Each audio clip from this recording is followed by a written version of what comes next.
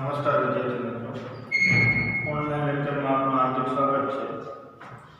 ધોરણ 10 જેમાં આપણે ત્રીજા પ્રકરણની ચર્ચા કરતા હતા. ત્રીજા પ્રકરણની વાત કરીએ તો અત્યાર સુધી આપણે શું જોયું તો કે સૌપ્રથમ આપણે જોયું ધાતુ અને અધાતુના ભૌતિક ગુણધર્મો.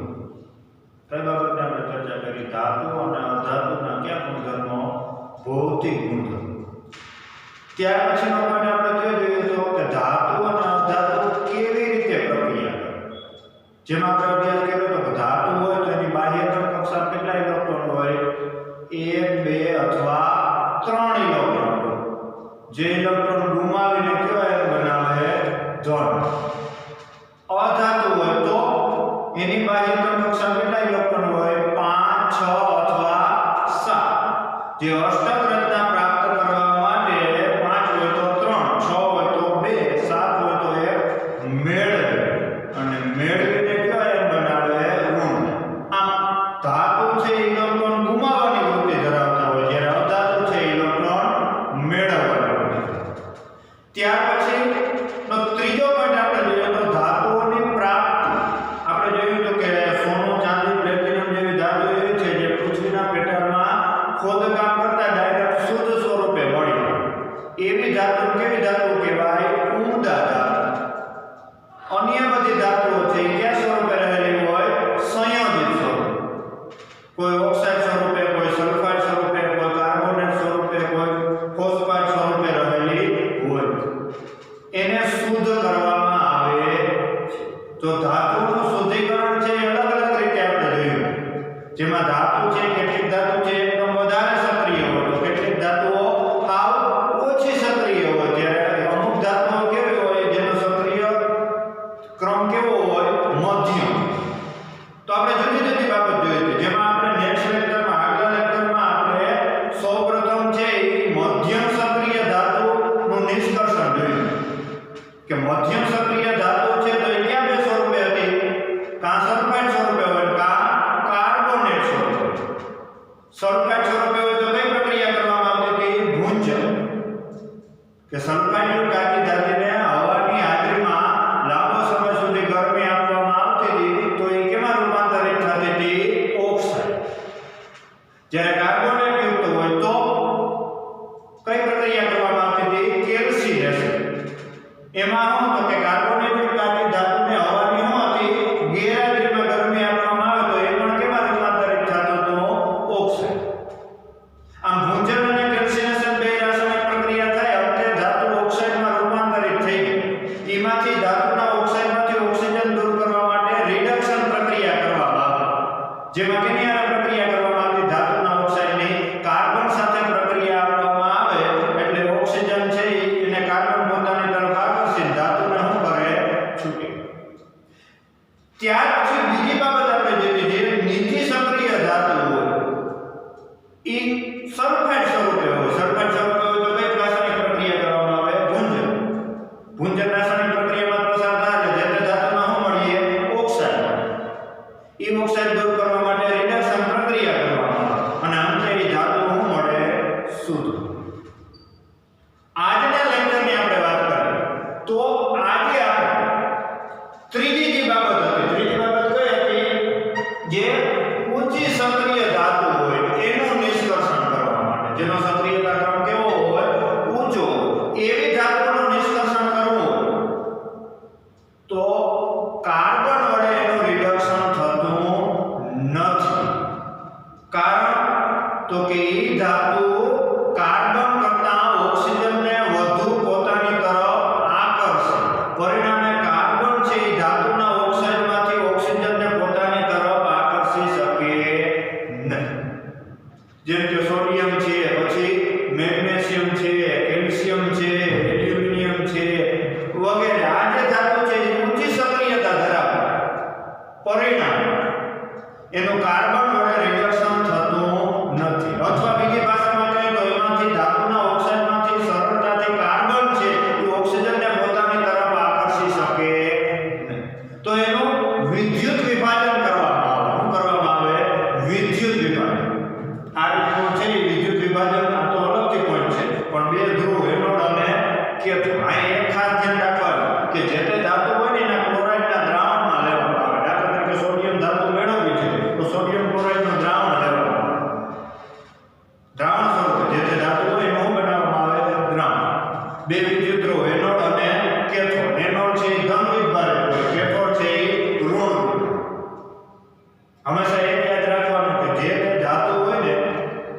એ હંમેશા કેથોડ ઉપર જમા થાય. કેના ઉપર?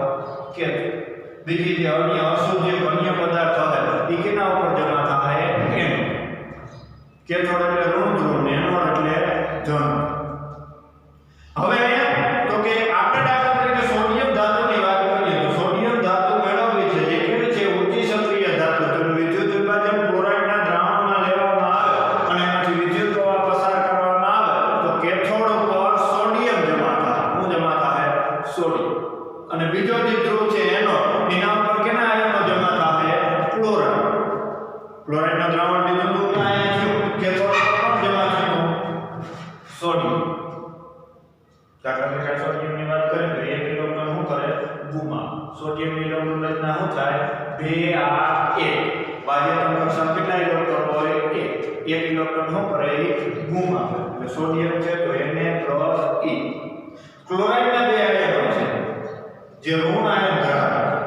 ઈ ક્લોરાઇડના 2 આયનો 2 એક ઇલેક્ટ્રોન શું કરે છે? મેળવે છે. એટલે +E. 2 કેમ છે? તો ક્લોરાઇડના કેટલા પરમાણુ છે? 2. જે વધારે સક્રિય ધાતુ એનું નિષ્કર્ષણ કરવા માટે એનું કાર્બન વડે રિડક્શન થતું નથી. પરિણામે વિદ્યુત વિભાજન કરવામાં આવે. શુદ્ધ ધાતુ છે એ કેથોડ ઉપર જમા થાય અને અશુદ્ધ હોય એ કેના ઉપર જમા થાય? એનો. ત્યાર પછીની વાત કરીએ. આમ જોઈએ તો આ ટોપિક આપણે ધાતુની પ્રાપ્તિ આખો પૂરો કર્યો. એના 3 વિભાગ આપણે કર્યા હતા. ઊંચી સક્રિય ધાતુ, મધ્યમ સક્રિય ધાતુ અને નીચી સક્રિય ધાતુ. તો ઊંચી સક્રિય ધાતુ એનો વિદ્યુત વિભાજન વડે કરવામાં આવે. મધ્યમ સક્રિય હોય સલ્ફાઇડ યુક્ત હોય તો ભુંજનની પ્રક્રિયા, કાર્બોનેટ યુક્ત હોય તો કેલ્સિનેશનની પ્રક્રિયા. ભુંજન અને કેલ્સિનેશન આ બે પ્રક્રિયા થાય તો ધાતુનો ઓક્સાઇડ મળીએ. એ ધાતુના ઓક્સાઇડમાંથી ઓક્સિજન દૂર કરવા માટે કાર્બન અને પ્રક્રિયા કરવામાં આવી હતી. નીચી સક્રિય ધાતુ છે એ સલ્ફાઇડ સ્વરૂપે હોય તો આપણે મધ્યમ સક્રિયમાં જોયું સલ્ફાઇડ યુક્ત હોય તો ભુંજનની પ્રક્રિયા થાય, ધાતુનો ઓક્સાઇડ મળે, એનું રિડક્શન થાય ત્યારે શું મળે? ધાતુ. આમ ધાતુની પ્રાપ્તિનો આપણે કુલ કેટલા વિભાગમાં વિભાજન કર્યું? 3. ઊંચી સક્રિય ધાતુ, મધ્યમ સક્રિય અને નીચી સક્રિય. ત્યારબાદ નો પોઈન્ટ આવે ધાતુઓનું શુદ્ધિકરણ. આમ જોઈએ તો આ બધા તબક્કામાંથી પસાર થઈ જાય પછી ધાતુ શુદ્ધ હોય. કેથોડ ઉપર જમા થાય એ શું હોય? સોડિયમ કેવી હોય? શુદ્ધ. પછી તો કે ભુંજનની પ્રક્રિયા થાય તો ઓક્સાઇડમાં રૂપાંતરિત થઈ જાય, એનું રિડક્શન થાય તો ઓક્સિજન દૂર થાય અને શું મળે? ધાતુ જે શુદ્ધ. પણ એ અતિ શુદ્ધ હોતી નથી અથવા સંપૂર્ણ શુદ્ધ હોતી નથી. એટલે છેલ્લો તબક્કો કયો આવે? ધાતુઓનું શુદ્ધિકરણ. છેલ્લો ટોપિક કયો આવે? ધાતુઓનું શુદ્ધિકરણ. કયો ટોપિક આવે? ધાતુઓનું શુદ્ધિકરણ. હવે તો કે દાખલા તરીકે જોઈએ તો કોપર, ઝીંક, ટીન, નિકલ, ચાંદી, સોનું વગેરેનું વિદ્યુત વિભાજનીય રીતે મેળવવામાં આવે. આપણે આગળ વાત કરી હતી સોનું, ચાંદી, પ્લેટિનમ છે એ તો ડાયરેક્ટ પૃથ્વીના પેટર્નમાંથી શુદ્ધ સ્વરૂપે મળે પણ અમુક અશુદ્ધિઓ એમાં રહેલી હોય છે. શું રહેલી હોય? અમુક અશુદ્ધિઓ રહેલી. આપણે પૃથ્વીના પેટર્નમાંથી ખોદકામ કરી અને જે કુદરતી રીતે મળે ને એને ખનિજ કહેવાય. શું કહેવાય? ખનિજ. પછી તો કે એ ખનિજ સાથે જે અશુદ્ધિઓ મળે અથવા જે ખનિજ સાથે અન્ય પદાર્થો મળે એને એની કાચી ધાતુ કહેવાય. શું કહેવાય? એની કાચી ધાતુ અથવા એનો અયસ્ક કહેવાય. શું કહેવાય? એનો અયસ્ક અથવા કાચી ધાતુ. પછી તો કે એ જે કાચી ધાતુ મળી એની હારે માટી છે, રેતી છે, કાકરા છે એ બધી જે અશુદ્ધિઓ મળે ને એને ગેંગ કહેવાય. શું કહેવાય? એને ગેંગ. એક માર્કમાં પ્રશ્ન પૂછી હવે ગેંગ કોને કહેવાય? તો કે પૃથ્વીના પેટર્નમાંથી જે કાચી ધાતુ કે અયસ્ક મળે એની હારે માટી છે, રેતી છે, કાકરા છે વગેરે જેવી અશુદ્ધિઓ મળે એ અશુદ્ધિઓને શું કહેવાય? ગેંગ કહે છે. ખનિજ કેને કહેવાય? તો કે પૃથ્વીના પેટર્નમાં ખોદકામ કરતા જે કુદરતી રીતે મળે એ ખનિજ. એ ખનિજો સલ્ફાઇડ, ઓક્સાઇડ વગેરે સ્વરૂપે મળે એને શું કહેવાય? કાચી ધાતુ અથવા અયસ્ક. અને એ કાચી ધાતુ કે અયસ્ક માટી, રેતી, કાકરા એવી જે અશુદ્ધિઓ જોવા મળે એને શું કહેવાય? ગેંગ.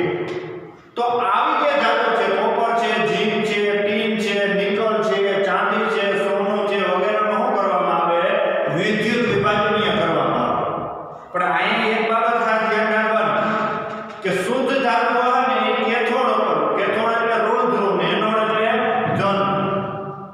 દાખલા તરીકે અહીં આપણે ઉદાહરણ જોઈએ કોપર નું શુદ્ધિકરણ કરવું. કઈ ધાતુનું? કોપ.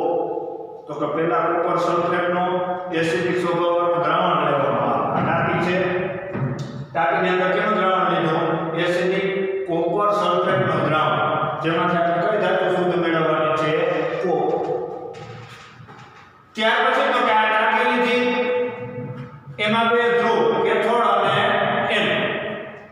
ક્યાં બે ધ્રુવ? કેથોડ અને એનોડ. કેથોડ એટલે ઋણ ધ્રુવ ને એનોડ એટલે ધન.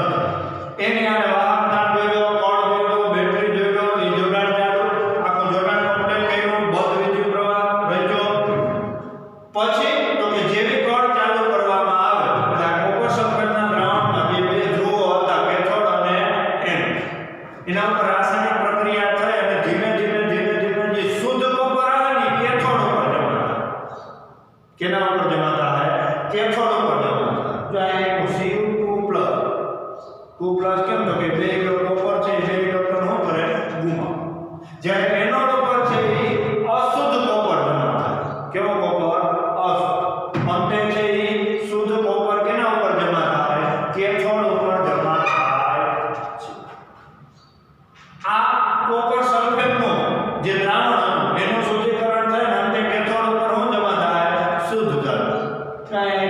કે કેથોડ ઉપર તો શુદ્ધ ધાતુ જમા થાય, એનોડ ઉપર શું જમા થાય? અશુદ્ધ. આ બાબત ખાસ ધ્યાન રાખો કે કેથોડ એટલે કે ઋણ જે સળિયો હોય એના ઉપર હંમેશા કઈ ધાતુ જમા થાય? શુદ્ધ. પછી તો કે રહી વાત કોપર સલ્ફેટના દ્રાવણમાં રહેલી અશુદ્ધિઓ જે હશે ને એ બધું આ વિદ્યુત પ્રવાહ પસાર કરવામાં આવે એટલે કેથોડ ઉપર શુદ્ધ કોપર જમા થાય, એનોડ ઉપર અશુદ્ધ કોપર જમા થાય. બીજી જે અમુક અશુદ્ધિઓ રહી ગઈ હશે એ ટાંકીના તળિયે ભેગી થાય. ક્યાં ભેગી થાય? જ્યાં ટાંકી હશે એના તળિયેના ભાગે જમા થાય. એને શું કહેવાય? Anode pump. એને શું કહેવાય? Anode pump. આપણે એડવાન્સમાં પૂછી શકે એનોડ પંપ કોને કહેવાય? તો કે ધાતુનું શુદ્ધિકરણ કરતી વખતે ટાંકીના તળિયે જે નકામી અશુદ્ધિઓ બધી એકઠી થાય એને શું કહેવાય? એનોડ પંપ કહે છે. એને શું કહેવાય? Anode pump.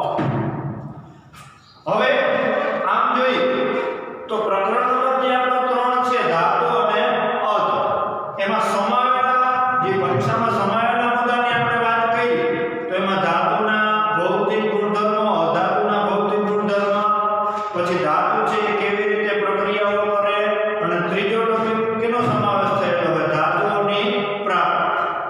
એ 3 આપણે પૂરા કર્યા. 3 પોઈન્ટ શું કર્યા? પૂરા કર્યા.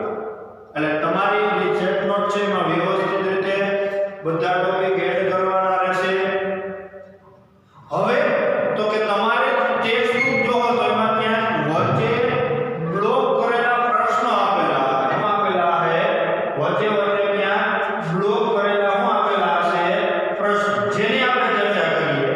તો ટેક્સ્ટ બુક તમારી જે છે એમાં જે પેજ નંબર 40 છે એમાં કેટલા પ્રશ્નો આપ્યા? શરૂઆતમાં આપણે ચર્ચા કરી કે ધાતુના ભૌતિક ગુણધર્મો અને અધાતુઓના ભૌતિક ગુણધર્મો. તો ધાતુઓના ભૌતિક ગુણધર્મો તો કે સપાટી ચળકાટવાળી હોય, અકળાવાથી રણકાર ઉત્પન્ન થાય, ધાતુ છે એ ઘન સ્વરૂપે હોય. પછી તો કે ધાતુઓમાં ટીપાં વળાંક કણાવવાનો ગુણધર્મ જોવા મળે, ગલન બિંદુ ઊંચા હોય, વિદ્યુતના સુવાહક હોય. એવા પ્રશ્નોની આપણે ચર્ચા કરીએ જે ધાતુના ભૌતિક ગુણધર્મોના આધારે છે. તો એમાં તમને જુદા જુદા પ્રશ્નો આપેલા. શરૂઆતમાં એવું કીધું કે એવી ધાતુના ઉદાહરણ આપો કે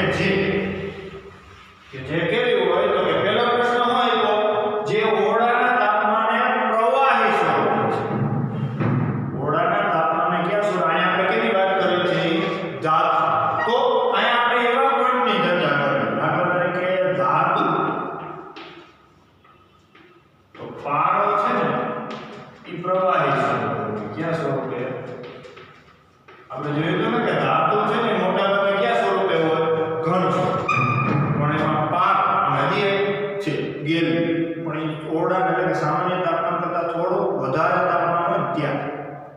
એટલે સામાન્ય તાપમાને બધી ધાતુ કયા સ્વરૂપે હતી?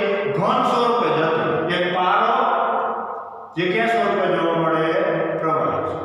અને અહીંયા આપણે એ જ કીધું હોય કે એવી ધાતુ નું ઉદાહરણ આપો જે મેં પ્રશ્ન કરીને હોય કે જે કયા સ્વરૂપે જોવા મળે? પ્રવાહી. સાથે સાથે આપણે એ પણ ચર્ચા કરતા કે જો આપણને અધાતુ પૂછે તો શું પૂછે? અધાતુ પૂછે તો એમાં આવીએ બ્રોમિન. ક્યું અધાતુ તત્વ? બ્રોમિન. એટલે આ બાબતો છે એ ખાસ ધ્યાન રાખો.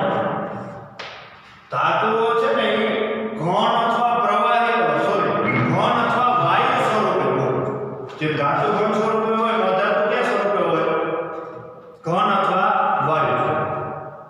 પણ બ્રોમિન એક એવું અધાતુ તત્વ છે જે અધાતુ હોવા છતાં કયા સ્વરૂપે જોવા મળે? પ્રવાહી. એટલે આ ખાસ ધ્યાન રાખવાનું. તમને જો પ્રવાહી ધાતુ પૂછે તો પાર અને પ્રવાહી અધાતુ પૂછે તો કયું તત્વ? બ્રોમિન. જો કે આપણે જે આગળ પ્રશ્નોની ચર્ચા કરીએ છીએ એ પ્રશ્ન કેવા છે? માત્ર કેના છે? ધાતુ. આ તો આપણે યાદ રાખવા માટે મેં અહીં લખ્યું છે કે જો તમને પ્રવાહી અધાતુ પૂછે તો કયું આવીએ? બ્રોમિન. પછી બીજો પ્રશ્ન છે કે જે છરી વડે આસાનીથી કાપી શકાય. સમજાયું? છરી વડે આસાનીથી કાપી શકાય. આપણે ધાતુનો એક ગુણધર્મ જોઈએ કે ધાતુ છે ને હંમેશા સખત હોય. કેવી હોય? સખત. પણ એમાં સોડિયમ પોટેશિયમ એવી ધાતુઓ છે એકદમ નરમ હોય. કેવી હોય? નરમ. અને ચાકુ વડે સરળતાથી કાપી પણ શકાય. એટલે અહીંયા હું ટૂંકમાં આ રીતે નાખું. કેવી ધાતુઓ? નરમ ધાતુ. નરમ ધાતુ કોણ આવીએ? સોડિયમ છે, પછી પોટેશિયમ છે. જે ધાતુઓ કેવી હોય? નરમ. આપણે જોઈએ તો ધાતુઓ કેવી હોય? સખત. જ્યારે સોડિયમ પોટેશિયમ જેવી ધાતુઓ હોય તો કેવી હોય? નરમ. પછી એના પછી ઉષ્માના ઉત્તમ વાહક. આપણે જોઈએ તો કે ધાતુ હોય ને ઉષ્માના વાહક. પણ અહીંયા આપણે ઉષ્માના ઉત્તમ વાહક એટલે કે ઉષ્માની ઉત્તમ વાહક ધાતુ. ધાતુઓ મોટે ભાગે ઉષ્માની વાહક જ હોય. પણ અહીંયા કેની વાત કરી છે? ઉષ્માની ઉત્તમ વાહક. તો એમાં બે ધાતુ આવી. એક સિલ્વર આવી અને બીજી ધાતુ આવી કોપર. આપણે અત્યારે કેની ચર્ચા કરીએ છીએ? તમારી પાઠ્યપુસ્તકમાં વચ્ચે બ્લોક કરેલા આપેલા પ્રશ્ન. ધાતુઓ ઉષ્માની વાહક જ હોય. પણ ઉષ્માની ઉત્તમ વાહક ધાતુઓ પૂછે તો કઈ બે ધાતુ આવી? સિલ્વર અને કોપર. એ જ રીતે જે ઉષ્માનું ઓછું વહન કરે છે એટલે કે ઉષ્માની મંદ વાહક ધાતુ. કેવી ધાતુ? જો તમને ઉષ્મા મંદ વાહક ધાતુ પૂછે તો કે એમાં બે ધાતુ આવે. એક સીસુ અને બીજો પાર. સમજાયું? આપણે તમારી ટેક્સ્ટ બુકમાં પેજ નંબર જે 40 છે એમાં વચ્ચે બ્લોક કરેલા પહેલા પ્રશ્ન આપ્યા. એમાં કેવું આપ્યું કે એવી ધાતુના ઉદાહરણ આપો કે જે પ્રવાહી સ્વરૂપે હોય. પ્રવાહી સ્વરૂપે હોય એવી ધાતુ કઈ? પાર. પછી બીજો એવો પ્રશ્ન જેને ચાકુ વડે સરળતાથી કાપી શકાય. એટલે ધાતુ હંમેશા સખત જ હોય પણ નરમ હોય એવી કઈ ધાતુ? સોડિયમ અને પોટેશિયમ. પછી એવી ધાતુઓ જે ઉષ્માની ઉત્તમ વાહક હોય તો સિલ્વર અને કોપર.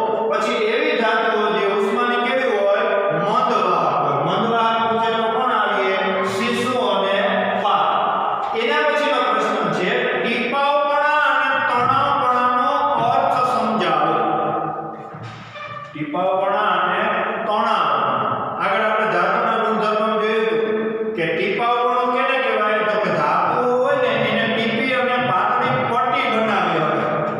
એ ગુણધર્મ કયો ગુણધર્મ કહેવાય? ટીપાવપણા. પછી ધાતુ હોય એને ખેંચી લાંબો તાર બનાવી હોય.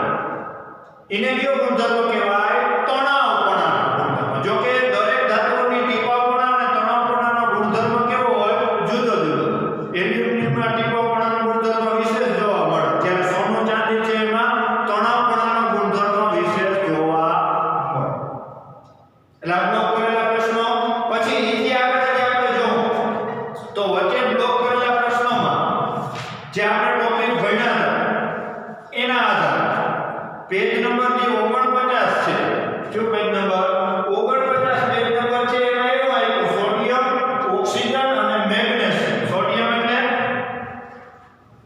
કયા ત્રણ તત્વોની ઇલેક્ટ્રોનીય આ ખાસ ધ્યાન રાખવાનું હોય કયા ત્રણ તત્વોની ઇલેક્ટ્રોનીય રચના આખી પૂછી તમને તો કે સોડિયમ પછી ઓક્સિજન અને મેગ્નેસ સોડિયમ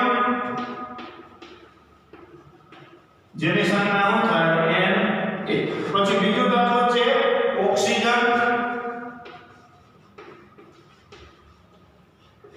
જેની સંખ્યા થાય અને ત્રીજો તત્વ છે મેગ્નેશિયમ કયું તત્વ મેગ્નેશિયમ જેની સંખ્યા શું થાય Mg આ ત્રણનો ઇલેક્ટ્રોનીય બિંદુ નિરૂપણ કીધું શું કીધું ઇલેક્ટ્રોનીય બિંદુ નિરૂપણ આપણે નવમા ધોરણમાં નિલ્સ બોહરનો પરમાણ્વીય નમૂનો આવતો કે પહેલી કક્ષામાં વધુ 2 સમાય બીજી કક્ષામાં વધુ 8 સમાય ત્રીજી કક્ષામાં વધુ 18 સમાય ચોથી કક્ષામાં વધુ 32 તો એના આધારે પહેલા તો આપણે આયની ટેબલ પ્રમાણે નવમા ધોરણમાં પાકો કર્યો તો સોડિયમ છે ને એનો પરમાણ્વીય ક્રમાંક 18 થાય એની ઇલેક્ટ્રોન રચના થાય 2 8 1 ઓક્સિજન હતો એની ઇલેક્ટ્રોન રચના થાય 2 6 પરમાણ્વીય ક્રમાંક એનો 8 મેગ્નેશિયમ હતો પરમાણ્વીય ક્રમાંક 12 થાય એટલે ઇલેક્ટ્રોનીય રચના થાય 2 8 2 હવે તો કે આપણે અહીં શું કરવાનું છે તો કે એનું ઇલેક્ટ્રોનીય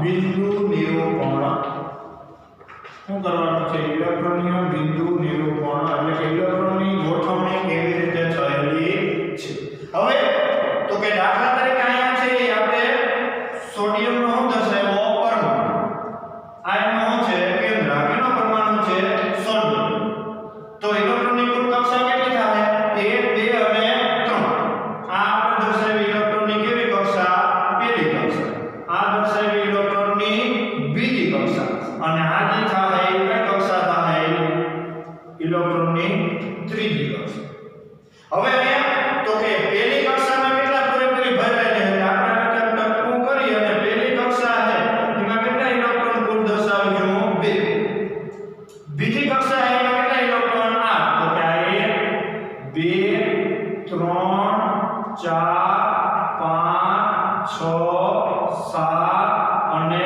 8 અને ત્રીજી કક્ષા એટલે કે જે સૌથી બહારની કક્ષા એમાં કેટલા ઇલેક્ટ્રોન છે 1 આ કેટલી ઇલેક્ટ્રોન રચના થઈ ગઈ સોડિયમ 2 8 1 પહેલી કક્ષામાં 2 બીજીમાં 8 ત્રીજીમાં 1 એમ ઓક્સિજન હતો તો કે આ ઓક્સિજનનો પરમાણુ એનું કેન્દ્ર કેનો પરમાણુ થયો ઓક્સિજન કુલ કક્ષાઓ કેટલી છે 2 એટલે આ પહેલી અને આ સૌથી બહાર પહેલી કક્ષામાં કેટલા ઇલેક્ટ્રોન દર્શાવવાના 2 આ 1 અને 2 બહારની કક્ષામાં કુલ કેટલા ઇલેક્ટ્રોન દર્શાવવાના 6 3 4 5 અને 6 પછી જે મેગ્નેશિયમ હતો તો કે મેગ્નેશિયમનો આ રીતે પરમાણુ દર્શાવવાનો વિભેદનો કેન્દ્ર કેનો પરમાણુ થયો એ મેગ્નેશિયમ જેની સંખ્યા શું થાય m પરમાણ્વીય ક્રમાંક પાછો રિપીટ કરતો પરમાણ્વીય ક્રમાંક કેને કહેવાય તો કે કોઈ પણ પરમાણુના કેન્દ્રમાં રહેલા પ્રોટોનની સંખ્યાને શું કહેવાય એનો પરમાણ્વીય ક્રમ નવમાં આપણે ભણ્યા હતા કે એમાં જે પરમાણુમાં જેટલા પ્રોટોન હોય એટલા શું હોય ઇલેક્ટ્રોન હોય આ પરમાણ્વીય ક્રમાંક એનો 12 થયો 12 કેનો થયો પ્રોટોનની સંખ્યા 12 પ્રોટોનની સંખ્યા 12 તો ઇલેક્ટ્રોનની સંખ્યા પણ કેટલી થાય 12 કેમ કે પરમાણુ અંતે વિભાજની દ્રષ્ટિએ કેવો થવો જોઈએ તટ હવે તો કે અહીંયા કુલ કક્ષાઓ છે આ પહેલી કક્ષા પછી આ બીજી કક્ષા આ ઓલરેડી સૌથી બહારની છે ત્રીજી પહેલી કક્ષામાં કેટલા ઇલેક્ટ્રોન પૂરેપૂરી ભરાઈ જાય એટલે 2 બીજીમાં 8 1 2 3 4 5 6 7 અને 8 અને જે સૌથી બહારની છે એમાં કુલ કેટલા ઇલેક્ટ્રોન છે 2 આ શું થઈ ગયું ઇલેક્ટ્રોનીય બિંદુ નિરૂપણ આ તમને ગમે એટલું ઇલેક્ટ્રોનીય બિંદુ નિરૂપણ આવડી જ જાય પ્રથમ 20 તત્વોનો પરમાણ્વીય ક્રમાંક ખાસ કરી લેવો કે પરમાણ્વીય ક્રમાંક દાખલા તરીકે છે એ 10 થાય તો પહેલી કક્ષા પૂરેપૂરી ભરાઈ જાય બીજી કક્ષા પૂરેપૂરી ભરાઈ જાય આ ખાસ યાદ રાખવાનું ઇલેક્ટ્રોનીય કક્ષા કદાચ તમને ભૂલાઈ જાય તો આ સૂત્ર યાદ રાખવાનું 2n1 જ્યાં n છે એ કક્ષા દર્શાવે પહેલી કક્ષા કેટલા ઇલેક્ટ્રોન સમાય ભૂલાઈ ગયું તો અહીં 1 મૂકો તો